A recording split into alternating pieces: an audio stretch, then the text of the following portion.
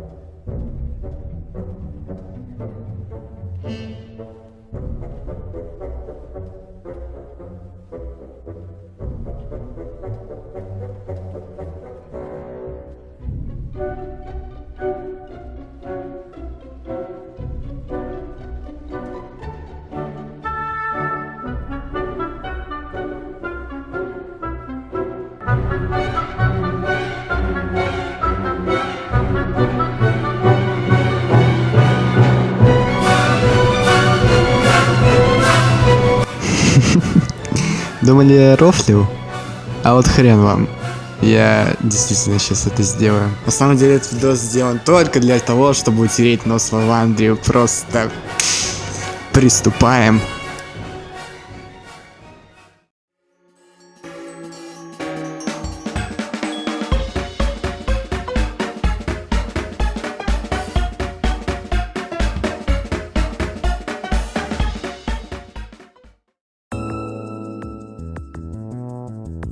Приветствую смотрящих этого видео. Oversexed Evolutions. Этот комикс является по праву легендой, ибо он покорил кучу мемов, споров и даже карьеры многих поки-ютуберов. Многие думают, что это просто порно-комикс, где Иви всех эволюции, и этих людей можно по праву считать тупым быдлом, не способствующим мыслить вне коробки. Если вы заходите на всякие сайты с интересной мангой не чтобы оценить сюжет, а чтобы порукоблудить, поздравляю, вы странный человек.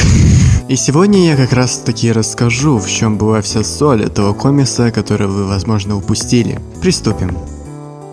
Прошу отметить, что разбирать я буду только оригинальные 3 главы, а не продолжение и так далее. Все начинается с представления такого персонажа, как Сэм. Единственная Иви в этом доме и единственный, у кого нормальное имя. Ну, вы поняли, типа Иви это нормальный тип среди покемонов и так далее. Ну, поняли, да? А, да, забыл сказать, что каждая эволюция в этом комиксе названа в честь 7 смертных грехов, что также проявляется в их характере. И многие скажут, что вот, есть персонаж с именем Карма, а это не входит в список смертных грехов. И вы будете правы, но отчасти. Да, Карма не входит официально в список 7 смертных грехов, и такое чувство, будто автор комикса ткнул рандомный словарь, чтобы как-то назвать своего Ваприона. Однако, если подумать логически, смертные грехи — это список качеств, которые не приветствуются в религии, за которые жестко наказываются. Именно из-за них ты не попадаешь в рай. И если посмотреть на это с этой мыслью, то карма по факту тоже считается смертным грехом. Все же знают, что карма карает. Ну окей, что-то мы тут отошли от темы. Так вот, Сэм тут страдает от эмоционального давления со стороны других эволюций, ибо он бисексуален, и ему нравятся и мальчики, и девочки. Эмоциональное давление со стороны людей является весьма распространенным явлением в современном обществе. Оно может проявляться в различных ситуациях и иметь различные причины. Эмоциональное давление может возникать как в личной жизни, так и на работе, в общественной среде или в онлайн-пространстве. Потом к Сэму подходит похоть, которую тут перевели как блуд, и начинает с ним каитус. И дальше сюжет будет развиваться так, что каждый, оказывается, наблюдал, как Сэм с кем-то пёхался, будто бы как доминошки, которые падают одна за другой. В драматургии этот прием называется чеховским ружьем. Это когда каждый элемент повествования должен быть необходим, а несуществующие элементы следует удалить. Чехов сам писал, что нельзя ставить на сцене заряженное ружье, если никто не имеет в виду выстрелить из него. Нельзя обещать. Также и тут. Каждый саитус Сэма имеет сюжетно-продолжительный смысл, и тут нет никаких лишних деталей. Также хочется отметить эпизод с дверью жадины. Сэм узнает, что только у жадины, главы дома, есть дверь с карточным замком. Впоследствии Сэм завидует жадине и тоже хочет себе такую дверь. Впоследствии жадина соглашается, но с условием того, что они закукурузятся вместе с Сэмом. После кукуруза приходит чревоугодие, которое является местным аналогом Боба-строителя. Чревоугодие устанавливает дверь с карточным замком в комнату Сэма, и в результате чего Сэм и с ним кукурузится. Это самый, по-моему, яркий пример чеховского ружья в этом комиксе, но не единственный, ибо на этом строится почти весь сюжет.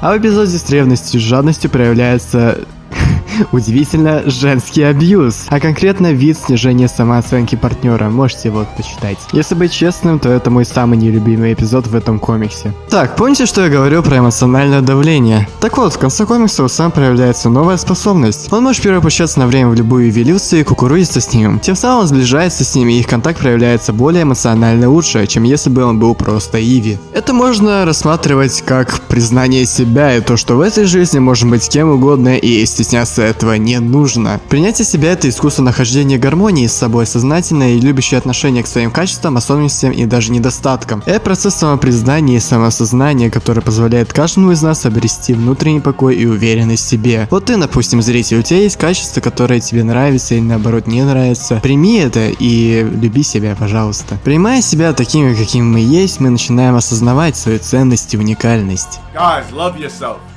That's all I gotta say. If you look in the mirror and hate yourself, love yourself. Yes, you should love yourself now. Yes, you should. Because I do.